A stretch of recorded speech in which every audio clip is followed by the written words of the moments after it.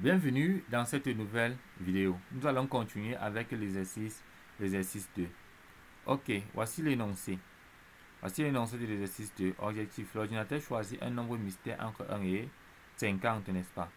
L'utilisateur doit le définir avec un nombre limité, doit le deviner avec un nombre limité d'essais. Ok? En termes courts, l'ordinateur génère un nombre compris entre 1 et 50. Et toi, tu dois deviner le nombre que l'ordinateur a généré. Simplement. Voilà le programme. Voilà ce que va faire le programme globalement. Maintenant, il y a les règles. Tu as droit à 5 essais. Ok? Maintenant, après chaque essai, on indique trop grand. Hmm? Si le nombre que tu as ancré, n'est-ce pas, est plus grand que la valeur que l'ordinateur a générée. Trop petit si c'est plus petit que la valeur que l'ordinateur a générée. Et bravo si c'est égal à la valeur que l'ordinateur a générée. Il faut savoir aussi que si l'utilisateur épuise les essais, donc tu as droit à 5 essais. Si l'utilisateur épuise les essais, afficher le nombre, on affiche le nombre secret, afficher le nombre secret, ok. Maintenant, il y a aussi que quoi, il y a aussi que l'affichage final, pour l'affichage final, vous utilisez l'opérateur ternaire. L'opérateur ternaire, c'est un if, n'est-ce pas? C'est le if contracté, vous deviez l'utiliser. Est-ce que nous sommes d'accord? Mais si vous avez les problèmes, faites comme vous pensez et après vous regardez la correction. Ok? D'accord. Dans l'opérateur ternaire, ça serait là pour dire à la fin s'il a gagné ou s'il n'a pas gagné. Voici un exemple de scénario. Devinez un nombre compris entre 1 et 50, 30, trop grand. Et là, c'est 4 essais, 10, trop petit. Au troisième essai, maintenant, tu as entre 20. Bravo si 20 correspond. Voilà. Maintenant, partie terminée. As-tu gagné? Oui. Ok, il faudra utiliser le do while. Donc, utiliser le do while et le if else. Ok, d'accord. Donc, ça, ce sont mes contraintes que j'ai définies. Mais si vous avez des difficultés à utiliser ces contraintes, n'hésitez pas à utiliser pour vous. Puisque l'objectif ici, c'est de faire asseoir les bases en programmation C. Ok, c'est de faire asseoir tout ce que nous avons fait en programmation C. Ok, nous allons donc commencer le programme. Pour ça, je vais d'abord définir mes directives de préprocesseur. Include stdio.h. Ok, j'ai aussi besoin de quoi? Include. J'aurai besoin du stdlib.h. J'aurai besoin de quoi aussi? J'aurai besoin du time. J'aurai besoin du time. J'aurai besoin du time. Time.h. Voilà. Donc j'aurai besoin de tout ceci. Ok, le stdlib.h. Le stdlib.h, ça sert juste à utiliser plusieurs fonctions utiles standards du langage C. Par exemple, la fonction random, nous allons l'utiliser pour générer le nombre de versions aléatoires. Ça permet aussi la gestion de la mémoire. Ok, le time.h, ça va permettre d'initialiser le temps ou le moment où notre variable aléatoire sera générée. Ok, on va directement faire la structure de base de notre programme.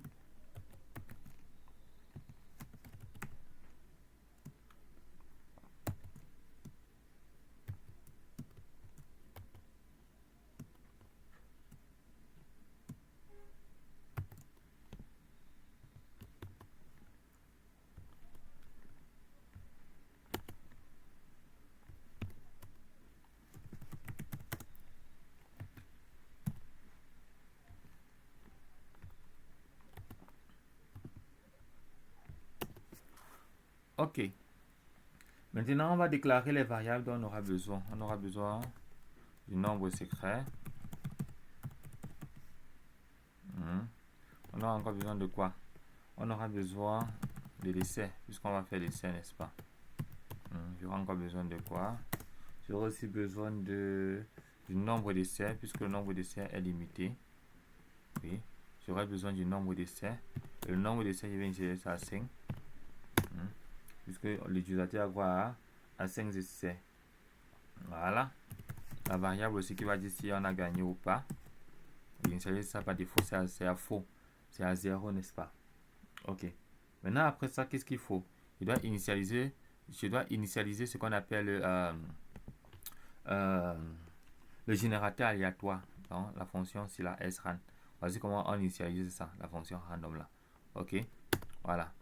Maintenant, nombre secret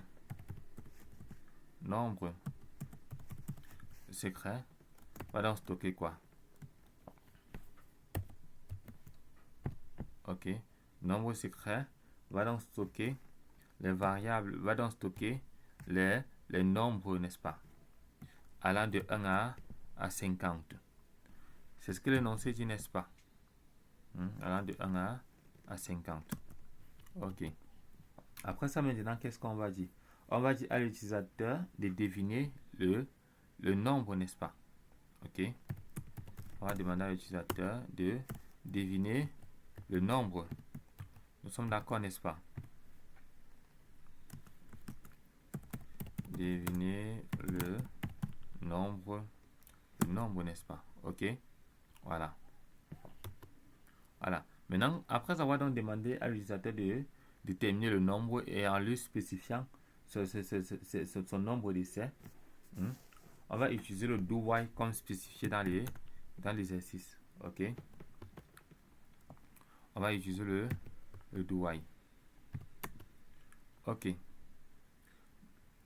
Donc, qu'est-ce qui va se passer dans le do while? Ok. Dans le do while, je vais dire ceci. Premièrement, je vais dire à l'utilisateur que devine le nombre. Ok. Qu'il entre le nombre à définir, n'est-ce pas? Printf.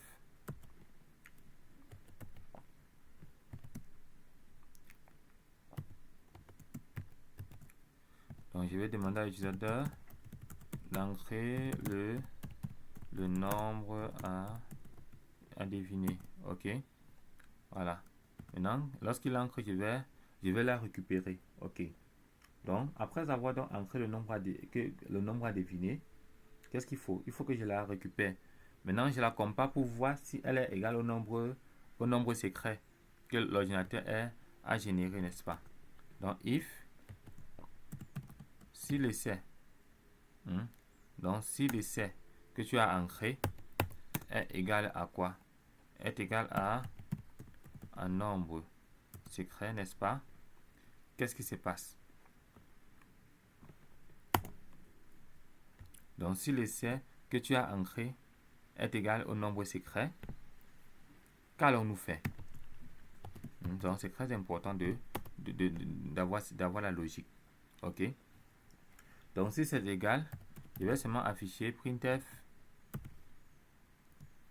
Si c'est égal, je vais seulement dire bravo. Donc, bravo. Vous avez deviné le nombre secret. Et comme c'est comme ça maintenant, qu'est-ce qui va se passer? Gagne. Prends la valeur 1. Donc, gagner, prends la valeur 1. Nous sommes d'accord. Ok? Voilà. Maintenant, on va continuer, n'est-ce pas? Maintenant, au cas où tu ancres maintenant le nombre secret que tu ancres. En fait, l'essai que tu ancres dépasse le nombre secret. Else. Donc, else, if. Donc, au cas où l'essai que tu ancres est plus grand que le nombre secret. Oui. Donc, au cas où l'essai que tu ancres, n'est-ce pas, est plus grand que le nombre secret, qu'est-ce qui va se passer? Voilà. Donc, au cas où l'essai que tu ancres est plus grand que le nombre secret, donc, qu'est-ce qui va se passer? Je vais d'abord afficher printf trop grand, n'est-ce pas? C'est ce qu'on dit dans l'énoncé. J'affiche simplement trop grand. Ok. Nous sommes d'accord. Donc, j'affiche juste trop grand. Ok. Maintenant, quand je vais afficher trop grand, il faut maintenant que quoi? Il faut maintenant que ton nombre d'essais se décrémente. Parce que tu as déjà ancré une fois. Il faut que ton nombre d'essais se décrémente. Ok. Voilà. Donc, il faut que ton nombre d'essais se décrémente. Pourquoi il y a l'erreur sur la variable ici? Voilà. Donc, il faut que ton nombre d'essais se décrémente, n'est-ce pas? OK. Maintenant, quand ton nombre d'essais se décrémente, il faut qu'on vérifie. Hein? Il faut qu'on vérifie si tu peux continuer, si ton nombre d'essais est plus grand que 0. Si c'est toujours plus grand que 0. OK. If nombre, j'écris ça comment? NBR essai. If nombre essai, n'est-ce pas? Donc, si le nombre d'essais est plus grand que 0, n'est-ce pas? Qu'est-ce qui va se passer? Donc, si le nombre d'essais que tu encres est plus grand que 0, pourquoi il y a l'erreur sur mon nombre d'essais? Nombre NB, oui. Donc, si le nombre d'essais que tu encres, n'est-ce pas, est plus grand que 0, qu'est-ce qu'on va faire? On va dire, il te reste tel nombre d'essais. On récupère. Donc, on te dit le nombre d'essais qu'il te reste. OK? D'accord, nous sommes d'accord, n'est-ce pas? Donc, c'est très important de comprendre ça. D'accord. OK. Maintenant, on va faire le cas où? On va faire le cas concret. Maintenant, on va maintenant faire le cas où l'essai est plus petit que le nombre secret. OK? On va faire le cas où l'essai est plus petit que le nombre secret. Voilà. Donc, on va maintenant faire le cas là et ça va entrer dans le else. OK? Donc, le cas là, on va dire, qu'est-ce qui va se passer? On va afficher trop petit. Trop petit. OK? On va afficher trop petit. Voilà. Donc, on va afficher trop petit.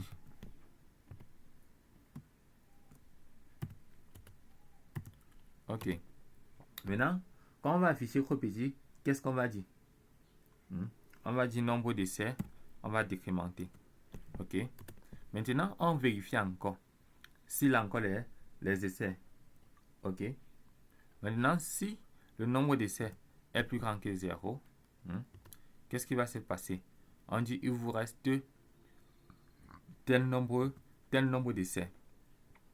J'espère qu'on se fait comprendre. OK? Voilà. OK? Donc, j'espère qu'on se fait comprendre. J'espère que c'est facile. Voilà. OK. Maintenant, on va continuer. Nous sommes toujours dans notre do. OK? Nous sommes toujours dans notre do. Voilà. Et maintenant, pour que cela soit correct, qu'est-ce qu'il faut? La condition. Pour que toutes ces actions s'effectuent, il faut que, le nombre d'essais soit plus grand que 0, n'est-ce pas? Et gagner, n'est-ce pas? Soit plus grand que 0, n'est-ce pas? Nous sommes d'accord. OK? J'espère qu'on se fait comprendre. Donc, pour que tout ça s'effectue, il faut que le nombre d'essais soit plus grand que 0 et gagner soit plus grand que et gagner soit égal à 0. Donc, il faut que les conditions soient fausses pour que ça se passe. Voilà. Maintenant, on va continuer. OK? Maintenant, si gagner est égal à 0, si gagner est égal à 0, qu'est-ce qui va se passer? Si gagner est égal à 0, on va dire quoi? Il faut qu'on dise à l'utilisateur que qu'il a épuisé tous ses essais. OK? Donc, si gagner est égal à 0 et qu'il a dépassé ses nombres d'essais, on dit qu'il a épuisé tous ses essais. Une minute. Voilà. Donc, qu'est-ce qu'on va dire? Printf.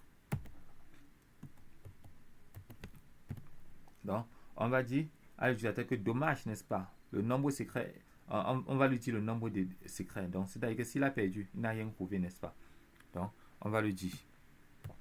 On va dire que quoi? On va dire dommage. On va dire dommage. On peut donner même un message un peu poli. On peut dire dommage. Le nombre secret était.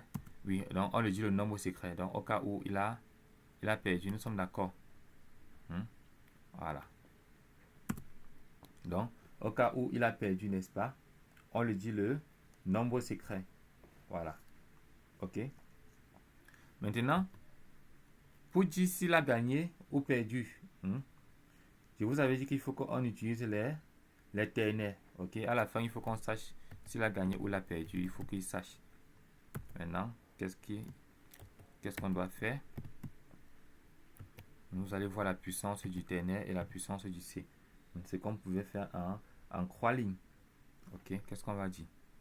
Partie terminée.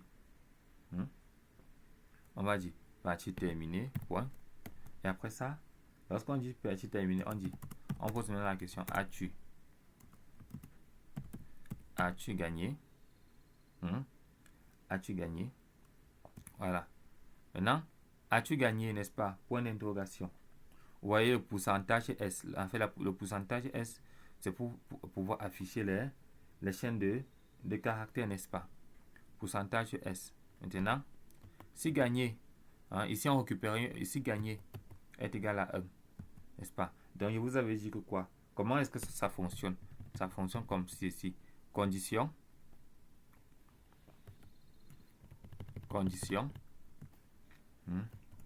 Donc, si gagné, condition, n'est-ce pas? Point d'interrogation. Condition vraie, condition faux. Donc, si gagné est égal à 1, on dit oui. Sinon, on dit faux. Et on retourne 0. OK? Voilà. Donc, on va aller tester notre programme pour voir s'il fonctionne. GCC console 2.c. Il n'y a pas d'erreur, c'est déjà bien. Maintenant, on va exécuter le fichier a.out. A.out qui a été généré. OK, on dit deviner le nombre secret entre 1 et 50. Vous avez 5 essais. Ancré. Maintenant, c'est entre 43. Trop petit. J'espère bien que c'est entre 1 et 50. Vérifions.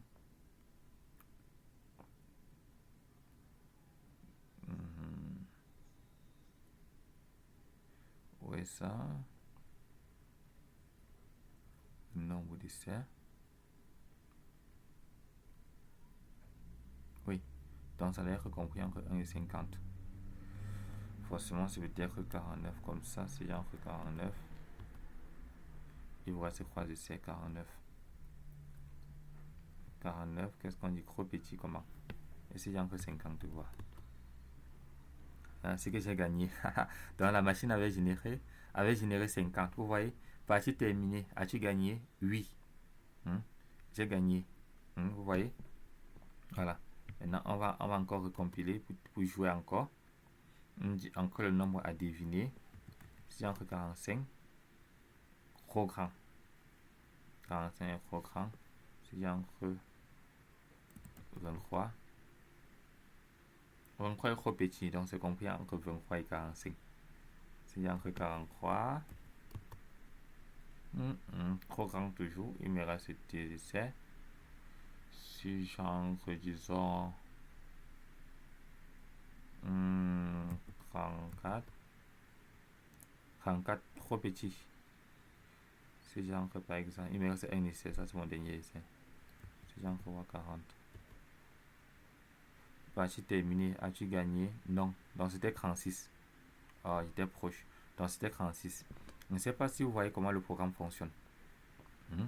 Donc, le nombre secret était 36. OK? Donc c'est très facile. Donc je réexplique.